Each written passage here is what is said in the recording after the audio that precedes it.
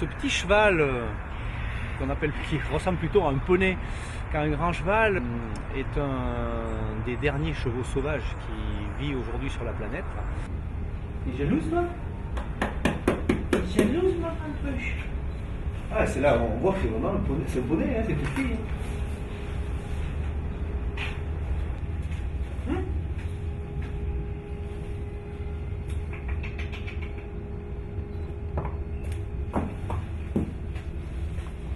Et donc ça ressemble très très fort quand même à tous les chevaux qui ont été peints dans les grottes de Lascaux en particulier, etc.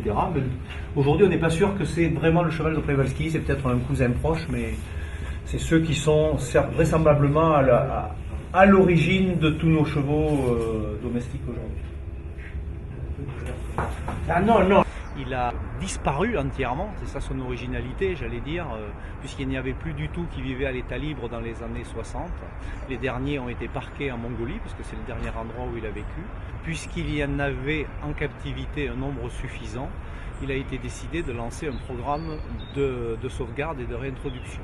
Pour la France, une association a été créée, l'association TAC, qui a fait deux choses. La première, elle a créé une réserve en Mongolie. Et en France, elle a récupéré des terrains sur le Cosméjean, dans les Cévennes, 400 hectares d'abord, qui a été doublé dans un deuxième temps, et 12 chevaux pris dans 12 zoos en Europe ont peuplé cette réserve, donc fermée, dont un animal de la ménagerie du Jardin des Plantes, Pamir, que j'ai eu le grand honneur de raccompagner sur les Cévennes. Ce plan a fonctionné puisque quelques années après, le troupeau a grandi, arrivé à une soixantaine d'individus, s'est réorganisé, a appris à se passer des soins de l'homme, puisque en captivité on les nourrit et tout, et là-bas on les nourrit plus. Donc une première introduction d'une douzaine d'individus a été faite, et ça a été fait à 3 reprises pour ramener des chevaux en Mongolie. Et ça a marché, puisqu'aujourd'hui une population de chevaux de Przewalski sauvages vit à nouveau en Mongolie, dans cette réserve de plusieurs milliers d'hectares. Sous protection bien sûr, puisque c'était ça le but de l'opération, sous protection des populations locales qui au départ voyaient ça plutôt d'un mauvais œil puisqu'ils étaient des concurrents directs des chevaux domestiques pour les pâtures. Donc il a fallu apprendre aux populations à le protéger en leur expliquant que finalement ça pouvait rapporter plus par le tourisme que ça leur mangeait d'herbe pour leurs chevaux locaux. Donc aujourd'hui c'est une espèce qui a passé par la case éteinte et qui grâce au parc zoologique revit à l'état sauvage. Donc on a quelques espèces comme ça, le cheval de Przewalski qu'on cite régulièrement, l'oryx d'Arabie qui pareil avait totalement disparu du Moyen-Orient, qui grâce aux spécimens qui était en parc zoologique a pu refaire un plan d'élevage, refaire de la reproduction un peu à grande échelle, et on a pu faire de la réintroduction. C'est le cas aussi des grands vautours qui vivent en France aujourd'hui à l'état libre, soit au Pays Basque, soit dans les Cévennes, etc., qui dans les années 50-60 n'existaient plus du tout. Donc l'animal captif, aujourd'hui on sait, même si c'est difficile, qu'on peut s'en servir pour faire de la réintroduction. Contrairement à ce que pensaient un certain nombre de scientifiques de renom qui nous disaient l'animal, quand il a vécu plusieurs générations en captivité, il est complètement perdu pour la nature, il aura perdu tous ses réflexes et il ne saura pas se réadapter à la vie sauvage. Or, grâce à ces quelques espèces, on a fait la démonstration du contraire, et tant mieux pour la biodiversité, parce que ça peut permettre à ce que la liste des animaux totalement disparus soit un peu moins longue. Alors, ce petit cheval, il est sauvage, puisqu'aujourd'hui il vit à l'état sauvage. Là, dans les zoos et nous à la ménagerie, ils sont assez familiers, j'allais dire, puisque leurs soigneurs peuvent rentrer sur le plateau en faisant attention avec le mâle, parce qu'il reste avec un caractère que je dis un petit peu... Il est un peu électrique, c'est un peu comme un zèbre, c'est-à-dire qu'il peut être gentil, puis au moindre bruit, un pigeon qui passe trop près, il peut partir un peu rapidement en live, et donc il est un peu dangereux. Mais c'est un cheval, il ne faut pas s'y tromper. Ça reste un vrai animal sauvage, jamais personne n'a réussi à le monter, ni même les Mongols qui sont les meilleurs cavaliers au monde. Après, elles sont super cool comme ça. Les déparasitages ou les piqûres 2 fois par an pour leur vaccin, on les leur fait maintenant à la main directement, sauf le mâle. Le mâle, il ne se laisse pas faire.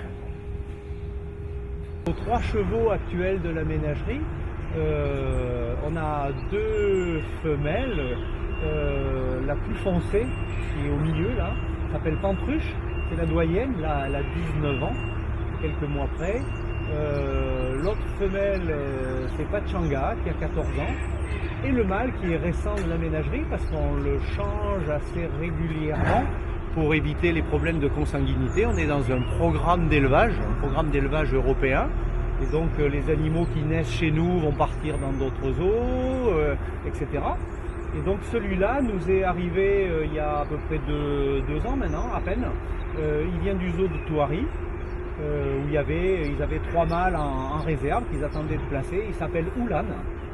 Donc Oulan, je ne saurais pas expliquer pourquoi ça commence par un H, parce que d'habitude avec ces chevaux de Przewalski, tous les animaux par exemple qui naissent à Paris, qui commencent leur nom va commencer par PA. Même pas par P, par PA. Ce qui nous pose un problème, parce que ces chevaux-là, il y a maintenant 110 ans à peu près qu'il y en a à la ménagerie, qu'on a grosso modo de la reproduction tous les ans depuis 110 ans, et donc trouver des noms qui commencent par PA, ça commence à nous poser problème. Donc on a des petits trucs qui nous font rigoler. Par exemple, il y en a un qui est né il y a quelques années le jour de Pentecôte, et donc on l'a appelé Pentecôte, mais on a écrit Pentecôte PA. Il n'y a pas de faute au nom propre. Deuxième, un matin quand on est arrivé, il y avait un bébé qui était né, on le regardait de loin, on était 3 ou 4 soigneurs, et puis on faisait des paris en disant « Ah, c'est un mâle, c'est une femelle, c'est un mâle, c'est une femelle ». Et il y en a un qui a dit bah, « Je crois que c'est un mâle. Moi je suis sûr que c'est un mâle. » Et moi j'ai dit « C'est pas sûr. » Et du coup dans la foulée on l'a appelé « Pas sûr ». Et comme c'était une femelle, ça a fait « Pas sûr » avec un E à la fin. Voilà un petit peu pour illustrer un petit peu comment on gère nos chevaux. Voilà. Donc là le mâle il est habitué maintenant, mais il est un peu... faut faire attention quand on rentre dans le parc avec lui. C'est assez violent, hein. Au moment où il y a des accouplements, quand il y a des femelles en chaleur, c'est assez rude entre eux, ça cogne dur. Les femelles se défendent, elles se tournent, elles le cognent. Lui a souvent des cicatrices assez importantes au niveau du poitrail, voire au niveau de la tête. Prennent des coups donc c'est assez spectaculaire. Mais on espère qu'il a fait son boulot, parce que pour nous, je pense que la femelle Pachanga ici doit être pleine. Parce qu'on ne l'a pas revu d'accouplement depuis un moment. Donc normalement d'ici 2-3 mois, on devrait avoir un petit. Ces fameuses fabriques. La ménagerie, c'est un des zoos les plus vieux du monde, donc les bâtiments qui sont dans cette ménagerie, qui abritent les animaux, sont très anciens. Cette fabrique donc, qui abrite les chevaux de Przewalski, elle a été construite en 1890. Selon grosso modo les plans des fabriques qui existaient à Versailles, qui étaient un peu les chouchous architecturaux de Marie-Antoinette. C'est ça qui a inspiré les architectes pour la ménagerie.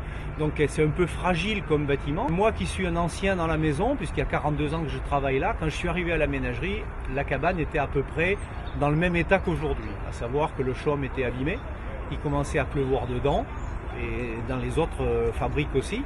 Et donc j'ai vu un plan de rénovation qui a permis effectivement de les restaurer. On s'est limité à ce moment-là à faire le chaume. Le reste de la cabane n'a pas été restauré, et donc depuis dans les 50 dernières années, j'ai pas vu de rénovation totale. Donc là aujourd'hui, c'est à peu près toute la cabane qui mérite d'être restaurée. Les boiseries sont un peu fatiguées, un peu attaquées par la vermine. Il pleut dedans maintenant lorsque les jours de pluie, puisqu'il aurait fallu attaquer de refaire la toiture il y a 2-3 ans. Donc les plafonds sont abîmés. La charpente vraisemblablement aussi, donc c'est vraiment une grosse campagne de restauration qu'il faut faire pour cette fabrique en particulier, et une partie des fabriques qui ressemblent à celle-là de la ménagerie.